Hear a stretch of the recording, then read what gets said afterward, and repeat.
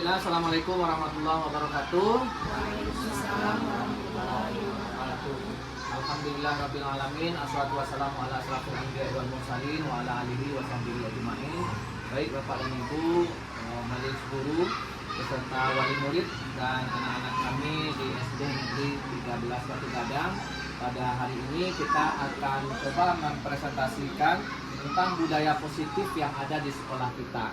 Nah, Bapak dan Ibu tentu sudah memahami atau memiliki informasi sedikit banyaknya tentang apa itu budaya positif.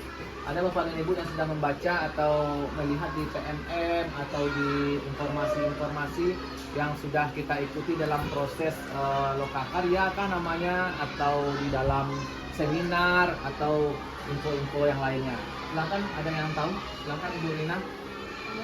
Budaya positif itu serangkaian nilai sifat dan perilaku dari seseorang gitu Pak. Yang mungkin konsisten akan dilakukan secara praktik baik dari sebuah komunitas yang ada. Oke, terima kasih. Betul sekali. Yaitu budaya positif itu bagaimana kita melaksanakan praktik-praktik baik yang ada di sekolah kita, yang tujuannya nanti adalah bagaimana sekolah itu bisa memiliki sebuah ciri khas yang bisa menularkan perbuatan-perbuatan baik itu kepada orang lain, terutama yang ada di lingkungan sekolah. Nah, tentunya hal-hal ini sudah terlaksana di sekolah kita beberapa macam. Nah, ini seperti yang sudah disampaikan oleh Bu Nina tadi, apa yang dimaksud dengan budaya positif, betul sekali ya. Yaitu bagaimana cara kita untuk bersikap dan berperilaku secara konsisten dalam tatanan dan praktik dalam sebuah komunitas seperti sekolah, organisasi, atau menciptakan lingkungan yang mendukung tentang menghargai dan mendorong pertumbuhan individu maupun kelompok. Nah, tentunya di sekolah kita sudah banyak sekali ya budaya-budaya positif yang sudah kita terapkan dan bahkan sudah bisa pula dicontoh oleh orang lain. Nah, di sini tentu banyak hal yang sudah kita dapatkan dari budaya positif ini, yaitu bagaimana seorang guru yang baik harus memiliki kemampuan dalam mewujudkan budaya positif di sekolah. Nah, budaya positif tersebut dapat dijalankan dengan menerapkan konsep-konsep seperti disiplin positif, memahami motivasi dan perilaku manusia berkaitan dengan hukuman dan penghargaan.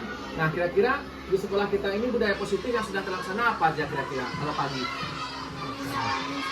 Oke, bersalaman dengan siswa, apalagi? Menyapa, bersalaman. Kalau ada sampah, diambil dan diletakkan di tempat sampah. Ketika ada anak yang terlambat, maka diadakan sebuah disiplin positif, bagaimana penyadaran tentang kesalahan yang sudah mereka buat. Nah, selanjutnya Bapak dan Ibu, tentang disiplin positif ini ada 3 hal yang harus kita perhatikan. Yaitu yang pertama, bagaimana cara penerapannya, dan yang kedua dari penerapan yang sudah kita laksanakan, bagaimana sikap anak itu ke arah yang lebih baik, dan yang ketiga adalah bagaimana dapat membuat siswa memahami dan menyadari tentang berdasarkan motivasi-motivasi yang sudah disampaikan oleh guru setiap paginya di budaya positif. Nah, motivasi perilaku manusia ini adalah bagaimana kita itu untuk menghindari ketidaknyamanan atau hukuman.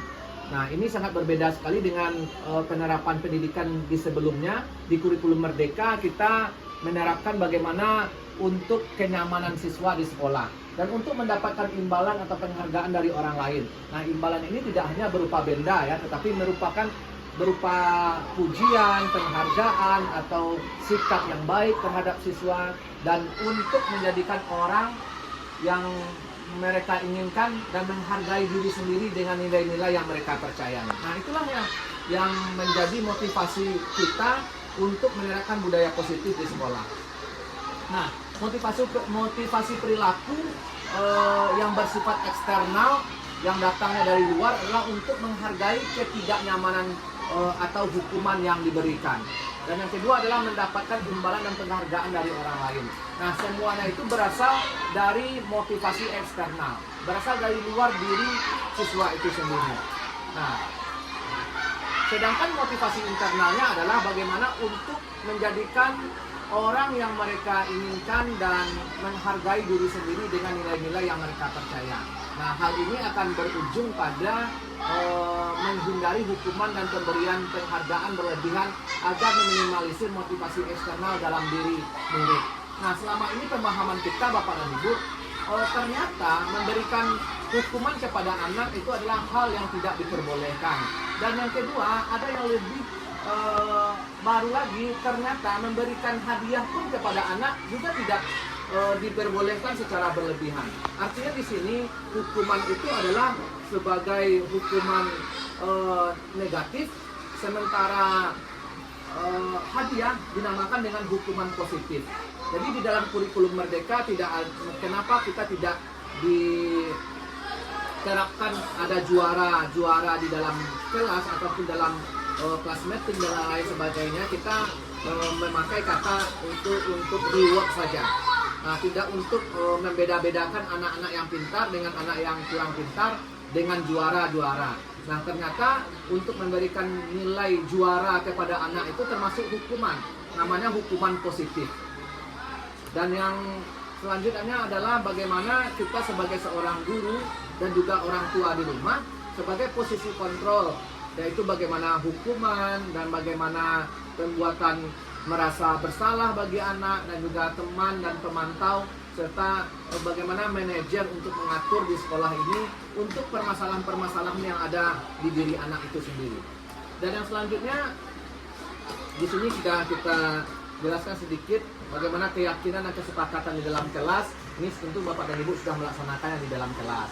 Nah, untuk menyadarkan anak-anak kita yang terlambat, tidak membuat PR atau dan lain sebagainya, bisa kita selesaikan dengan cara segitiga restitusi. Nah, segitiga restitusi ini adalah bagaimana kita menyadarkan seorang siswa yang bersalah itu, dia mengakui kesalahannya dengan harapan dia tidak mengulanginya lagi. Nah, tentunya ini tidak maksud seperti yang sudah berlalu menggurui siswa harus kamu seperti ini dan seperti itu, tetapi siswa itu menyadari sendiri apa yang telah dia lakukan dan dia menyadari itu kesalahannya dan dia bisa mencarikan solusi untuk kedepannya seperti apa. Nah, ini yang maksud dengan budaya positif itu. Bagaimana budaya positif itu menurut filosofi KHD atau Ki Hajar Dewantara, dan juga bagaimana nilai-nilai guru penggerak yang ada dalam budaya positif, dan bagaimana visi dan misi dari guru yang diterapkan di dalam kelas.